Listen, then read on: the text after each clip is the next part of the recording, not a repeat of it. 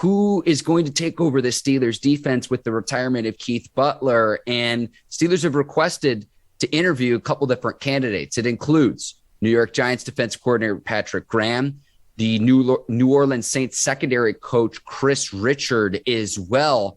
Teryl Austin could get promoted internally. He's the Steelers defensive backs coach right now. I've made my case for Vic Fangio, the ousted Denver Broncos head coach. And so I want to turn things over to you, Ike Taylor. If, the front office, and right now it's Kevin Colbert, we'll see who ends up taking over for Kevin Colbert following April's draft, comes to you and says, Ike Taylor, who would you like to see be the defensive coordinator of the black and gold for the 2022 season? What is your answer to that question? Man, I like all three of your candidates, but I'm going to go with Fannie Pack. And the reason why I'm going with Fannie Pack, Vic, you bring another head coach on board who could be your assistant head coach at the time.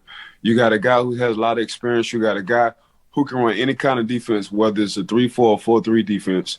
You got a guy that understands football. You get a veteran, not elderly, but a guy who is groomed to coach.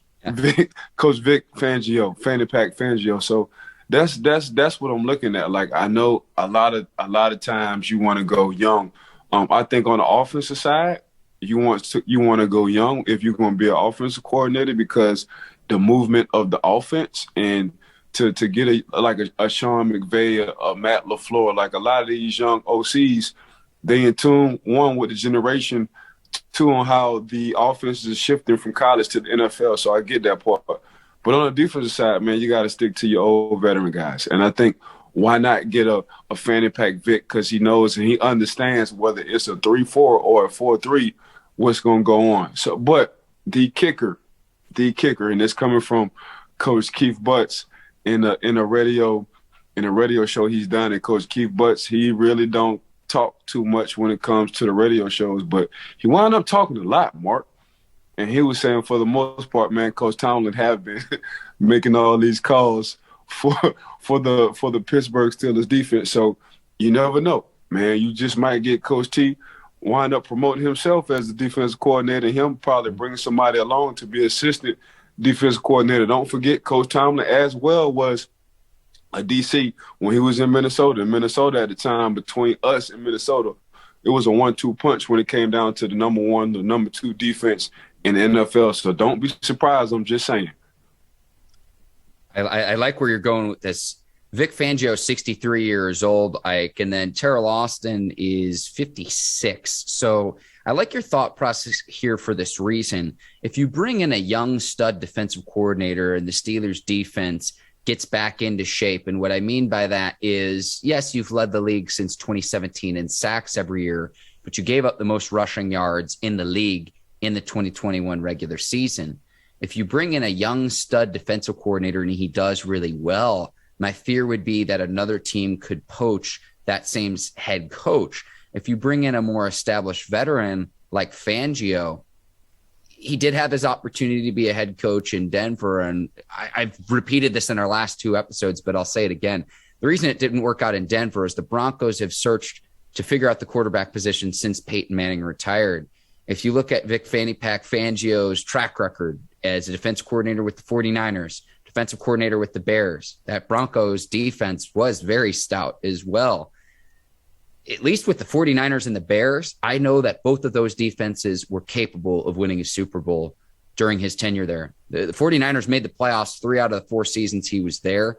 And then that 2018 Bears defense was the reason he had the opportunity to become a head coach. So that's always the case I've made. Now, you look at some of these other candidates too, like Patrick Graham has a very nice resume considering, right now at the Giants aren't very good, but he has experience with the Patriots, the Packers, and the Dolphins. And then Kris Richard, we talked last episode about how that New Orleans Saints defense is scary too.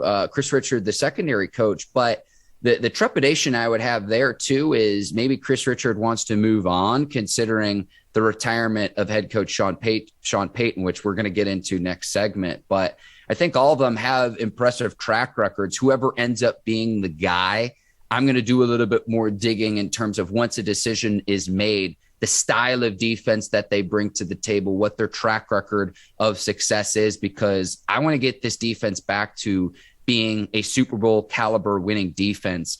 It shored up on the back half of the 2021 season, Ike, but you mentioned there are some holes that the Steelers need to fill. It all starts up front at the line of scrimmage, and that's something that I hope that they either do through the draft or free agency. I say since we're talking, this is our second week talking about filling the hole. We assumed last week Coach Keith Butler wasn't going to be there, and wound up being right. Yep. Why not?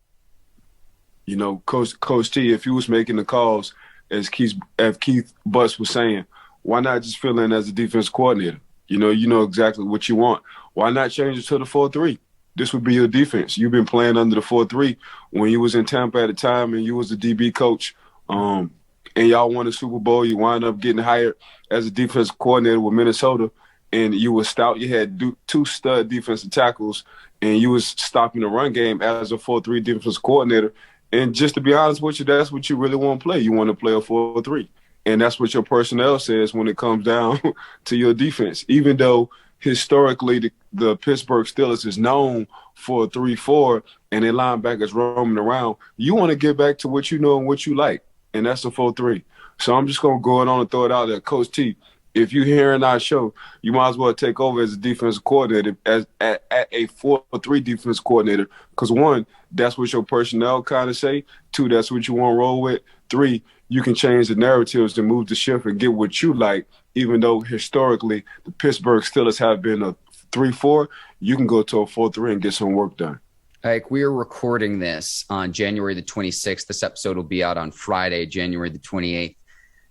I'm going to keep a mental note in the back of my mind if this is a storyline that emerges later once a defensive coordinator is selected, whoever that may end up being. If the Steelers shift from a 3-4 to a 4-3, I'm going to remember this conversation because you've said it now on back-to-back episodes, and you have a way of manifesting this, speaking this into existence. Psychic Ike Taylor out on the Bleav in Steelers podcast this morning. This is exactly how we kicking the weekend off on Friday. We starting off with this 4-3 and Coach Tomlin being the defense coordinator, and why? Guaranteed.